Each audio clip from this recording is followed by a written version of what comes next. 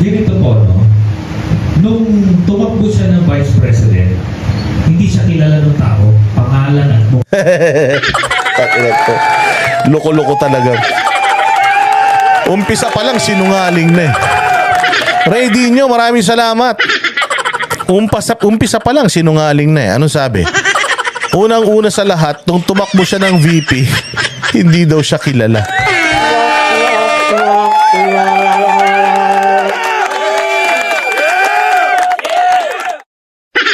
Hindi daw kilala. Ulitin natin sinabi ha. Ulitin natin sinabi. O, pakinggan ninyo. O, pasok. Nung tumakbo siya ng Vice President, hindi siya kilala ng tao. Ito. Tumakbo daw si Inday ng Vice President, hindi daw siya kilala ng tao. Abnormal ang putang ina. Sir, 32 million ang bumoto sa kanya, kay Bongbong 31. Hindi siya kilala ng tao. Ina nga, siya nga lang ang kandidato na putya, nag-vigil pa yung mga tao sa harap ng bahay niya, tumakbo lang siya presidente.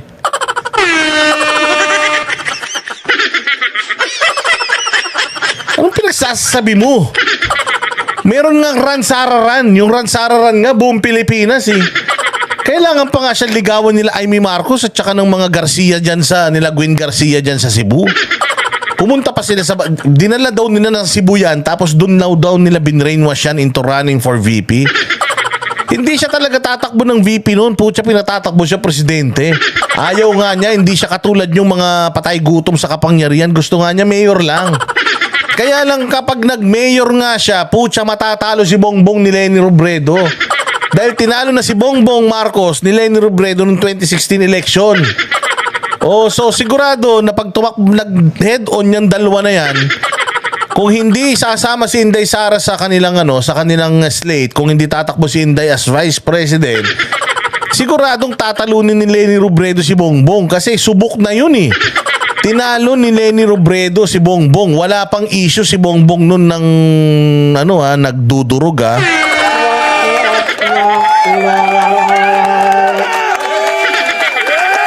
Sabi ni PJ Lait, Boss Dada, wag mo nang bigyan ng pansin si Tel. Putangin na niyo, wala na tayong topic. Sabi niyo, wag na daw natin bigyan ng pansin to. Eh, tapusin na natin live. Anong gusto niyo mangyari? Mag-usap-usap tayo tungkol sa mga personal na buhay natin? Loko-loko ka talaga, Boss Dada. Kumayaan nyo na ako mag-topic. Ngayon pa nga lang ako magta-topic. Huwag nang pansinin si Trillanes. Ito naman si PJ Lait eh. Mas marunong ka pa eh.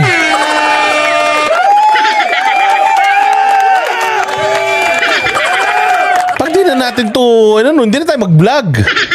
Oo. Huwag nang pansinin.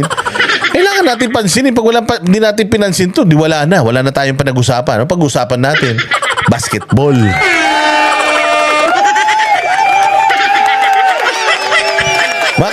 Makinig lang ha, wag malikot. Pag sinabi manood lang ha. Wag na malikot. O eto nga, sinasabi ni Tililing. Oo, si Inday daw hindi naman daw kilala.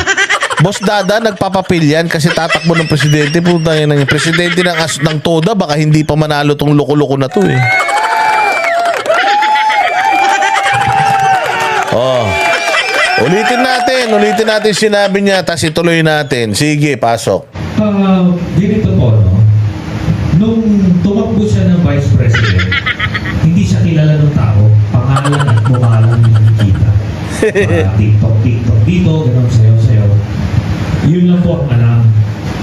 Pero nung naging Vice President na siya at DepEd Secretary at naririnig kung paano siya sumagot sa mga katanungan ng media, nakita na yung kalidad, no? Wala, mahina po, no? Tay ina to. Kaklase ni Gadun tong hayop na ito. Oy, Testa Club. Maraming salamat ha. Wait lang, putya, meron yata akong Wait lang, may tinga yata ako. Putya, kakakain ko ng cake eh. Ang sarap kasi nung cake ko. Wait lang ha. Walang iya yan.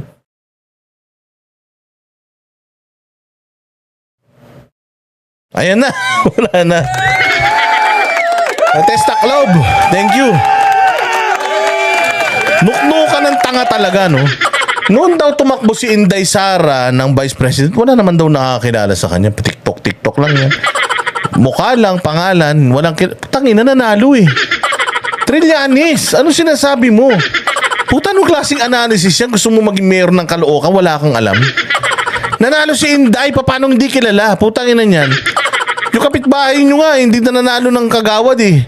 Kahit na punta ng mga lamay.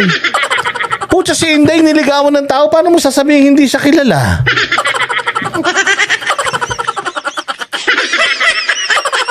Paano mo sasabihin hindi kilala, nanununtok nga ng sheriff to, yun nga ang gusto nila. TikTok lang daw. Nakakilala lang daw si Inday nung nanalo na. Tapos naging DepEd secretary.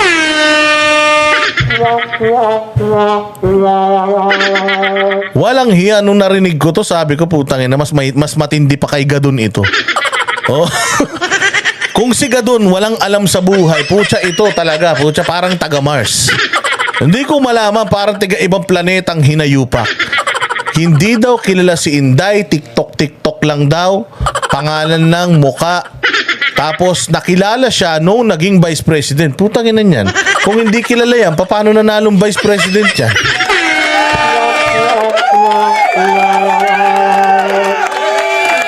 So, ang analysis niya nung naging Vice President siya at saka DepEd, doon daw siya nakilala. At ang pagkakakilala ng tao sa kanya, mahina. Pucha na yan. Sabi ko walang hiya, ibang klase talaga ang utak nito ni Trillanes. Si Trillanes, puta ina, alam mo yung utak niya pag binuksan mo, mukha ni Duterte nandoon sa loob.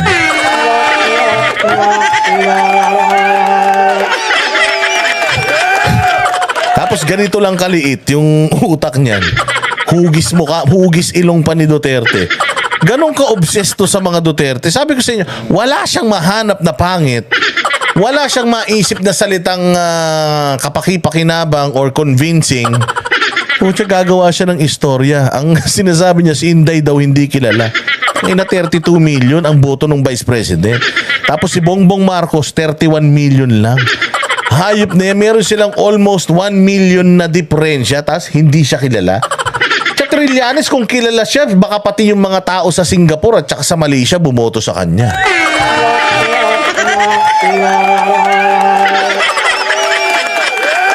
Ibang klase. O sige. Ano natin? Panoorin pa natin yung mga sasabihin nito. Kita mo, wala nang laman. Matamlay na yung mata niya. Konti na lang yung utak mo, Trillanes. Baka matuyo yan. Huwag mo masyadong gamitin. Oo, delikado yan. Incompetent siya. Hindi magaling. Incompetent tsaka hindi magaling. Putang ina, parehas lang yun. Pucha, ni ad hominem at adjective, nauubusan ka pa. Incompetent, hindi magaling. Pucha, tinagalog mo lang eh. Erika Kubota, arigatou gozaimasu. Oh, konbawa, des. Oh, thank you very much sa iyong pampakape, Erika Kubota, ha. Matindi to si Trillanes.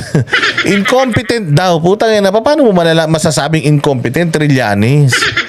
Sa lahat nga ng sa lahat ng departamento ni Bongbong Marcos, sa lahat ng mga inilagay niya ng mga sekretaris, si Inday yung pinakamataas. Mas mataas pa nga kaysa sa presidente.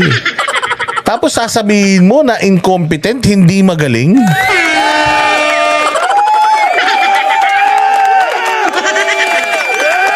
Ibang klase talaga to si Trillanes.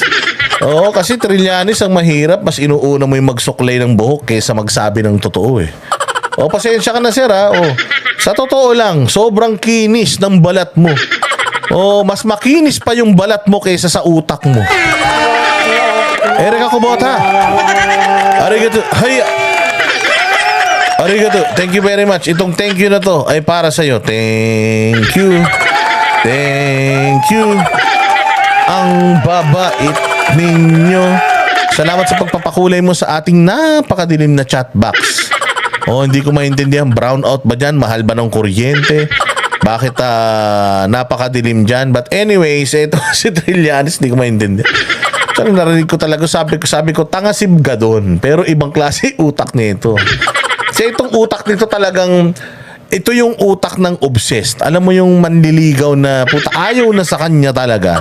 Pinipilit pa rin niya na gustuhin siya. O sige, diretso pa natin itong mga sasabihin. Marami tayong mapupulot na aral dito kay Trillanes. Siya magaling at merong temper. Kaya ito, nakita ito ng mga kababayan natin. Kaya ngayon bumababa yung kanyang rating. Dati talagang mahigit 60% ito. Pero ngayon, nasa low 30s na lang. Low 30s. Ito sinungaling talaga ang puta. Trillanes, mas mataas pa din ang trust rating niya kay Bongbong Marcos. Bilang VP at bilang DepEd Secretary. O, sa bilang halal ng taong bayan, pinakamataas si Inday. Pumapangalawa lang si Bongbong. Tapos si Speaker of the House at saka si Senate President, mabababa din sila. Mas mataas pa rin si Inday Sara. Sa mga cabinet secretaries naman, ganun din, mas malayo. Si Inday Sara lang yung nagpe-perform. Siya lang ang mataas ang grado sa lahat ng mga cabinet secretaries ni Bongbong Marcos. Saan ba galing yung numero mo? Binawasan mo pa, nasa 30s. Never pang napunta sa 30s si Inday Sara. Napakasinungaling naman talaga nitong mamang to. Tapos magdidimanda ka na naman. Pag kinorek ka, magdidimanda ka na naman.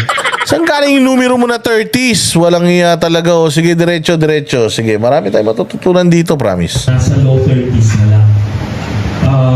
Doon pa rin siya sa mga frontrunners, pero mahirap mo nang i-presenta ulit ito ng parang may novelty factor. Ano na ito? Kumbaga, known quality na siya. Ganito po, no? Nung tumakbo siya ng Vice President, hindi siya kilala ng tao. Pangalan at mukha lang yung nakikita. TikTok dito, gano'n sayo. Yun lang po ang alam. Pero nung naging Vice President... Talagang dito mo talaga makikita na si Trillanes, kahit anong gawin ng mga Duterte sa kanya, wala talagang Hindi mo talaga makukumbinsi ang isang Trillanes na ang Duterte ay magaling. May nagawa sa bayan. Kasi tingnan mo naman. Tingnan mo yung kanyang analysis na si Inday Sara, di daw kilala. Pa-TikTok lang. So, ibig sabihin, nagpanalo sa kanya, TikTok.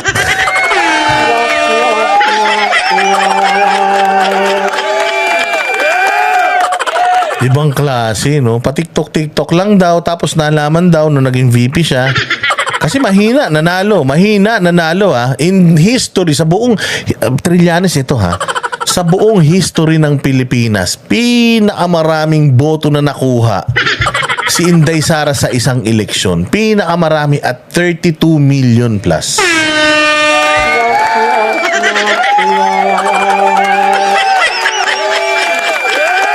Ganyan kakatanga. Oo, hindi mo man tinitingnan bago ka magsalita, sana man lang inanalyze mo yung numero. Sa history ng eleksyon sa Pilipinas, putang ina, dalawa sila ni Bongbong Marcos ang may pinakamalaking nakuhang boto. Sa history ng eleksyon ng Pilipinas, yung 31 million ni Bongbong Marcos sa history ng presidente ng Pilipinas, ang walang nakakuha niyan. Si PRRD landslide at 16 million, mantakin mo 31 million. Dinoble niya yung nakuha niyang boto, ganun sila kalakas. Tapos sasabihin mo hindi siya kilala. Tanga ka ba? Kung halimbawa ako si Bongbong Marcos, kukuha ako ng vice president ko na hindi kilala. Di parehas kaming pinulot sa kangkungan.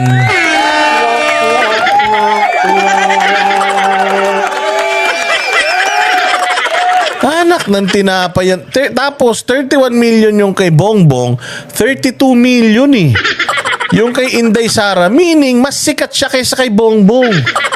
Trillanes, ibig sabihin maraming bumoto kay Inday na hindi binoto si Bongbong.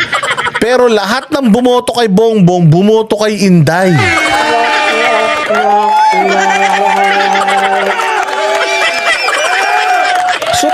mo, paano ka nag-come up doon sa adjective na si doon sa analysis mo na si Inday Sara ay hindi kilala, naging vice president pa TikTok lang. Tapos nung naging vice president, naging DepEd secretary, doon nakita na incompetent siya at hindi siya magaling. Anak ng tinapay na yan. Pero lahat ng sinasabi mo kabaliktaran eh. Si Inday ang number 1 in terms of trust rating, mababa compared, siyempre nahihila siya nung kahirapan eh. Lahat ng problema ng Pilipinas nahihila siya. Sa dami din ba naman ng troll? Pero sa kabila ng lahat ng pangtotroll sa kanya at pagtrabaho ni Tambalusdos sa kanya, nananatili si Inday Sara na pinakamalakas, pinakamagaling at pinakamalupit na taong gobyerno ngayon, pinagkakatiwalaan. Saan nang galing? Sa parte ng kukote mo na si Inday Sara ay hindi sikat, hindi gusto ng tao at napakahirap ng i-present. Pucha yan, alam mo ba na sa sobrang effective ni Inday, sa sobrang effective niya, ilang beses pa lang nagpapa-interview yan. Sa sobrang effective ni Inday Trillanes, nung nag-resign siya as DepEd Secretary, pucha, nawindang kayong lahat.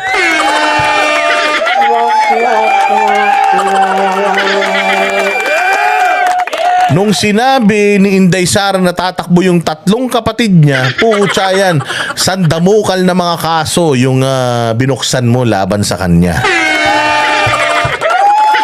Laban sa tatay. Tapos ngayon, gusto mo kaming paniwalain na si Inday Sara mahina? Pucha, inaantay na nga ng tao na matapos yung kanyang yung turnover niya sa July 19. Yun yung huli kasi nga sona na ng 21 eh. Oo, at sigurado tayo na si Inday Sara ay magiging ng isang lehitimo na oposisyon eh. Sasabihin mo na mahina, pero pucha, lahat ng balita sa buong Pilipinas nung nag-resign si Inday Sara, pucha yan. Lahat talaga, kung makikita mo lang, Trillanes. Oo, nagdadasal na sana makausap nila si Inday tapos hindi na siya marketable.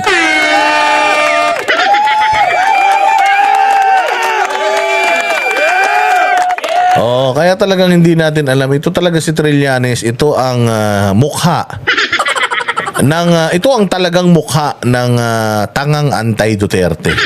Pasensya na sir ha. Oo, kasi para sa akin lahat talaga ng sinasabi mo diyan katangahan eh.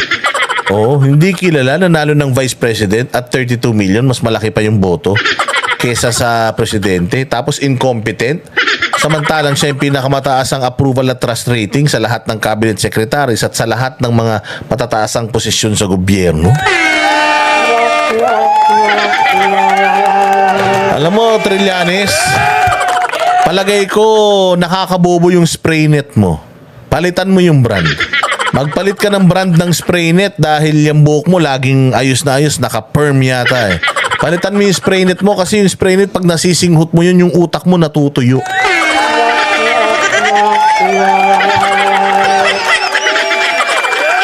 Kaya kasi nasabihan ni Senator Bongo ng ng tamad ka at isa ka lang atakdog eh, dahil talagang para ka lang aso. Kahul ka lang ng kahul kahit nakilala mo naman yung tao.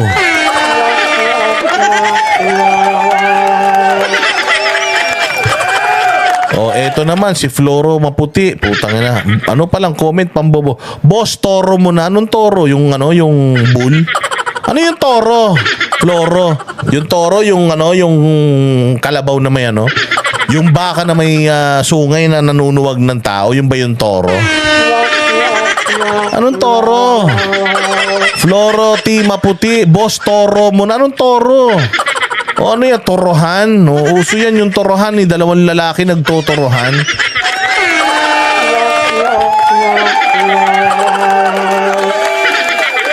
Ano yung toro? Ha, Floro? Ano yung toro?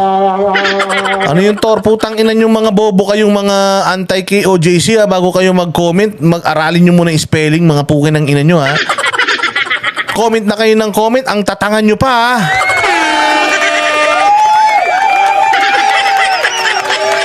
Ano ito, toro? Ano yung toro na toro? Ha, ayusin. Ulitin mo. Bilis. Anak ng walang hiya kang Floro ka. Akala mo sikat ka na niyan? Kabubuhan mo? Pinutok ka na lang ng sana ng tatay mo sa kumot.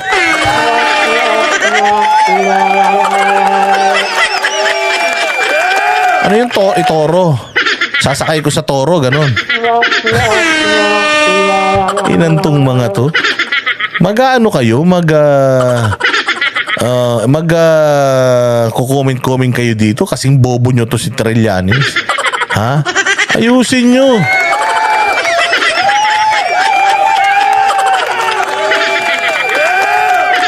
Eto naman si Black Mamba, bida-bida din. Oh, isa pa to si si Elizabeth Gash. Walang hiya. Alam ko kung ano yung gusto niya sabihin. Pucha, inabogado nyo pa.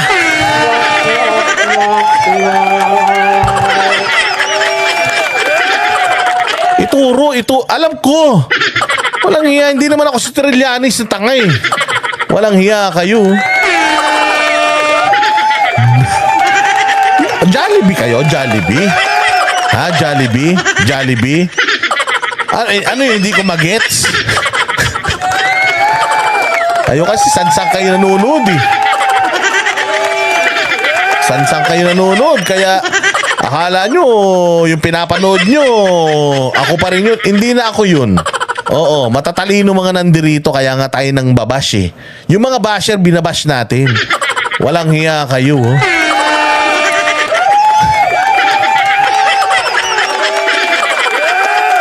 So parang lumalabas ako tanga.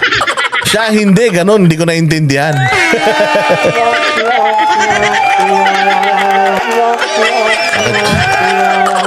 Sakit nyo sa bangs. Buti lang Black Mamba maganda ka. Pero naniniwala ako pag maganda, hindi masyado matalino. Joke lang. Oy, Black Mamba. O, binayaran ka na ba doon sa hotel? Oo nga, pag binayaran ka sa hotel, hati tayo ah.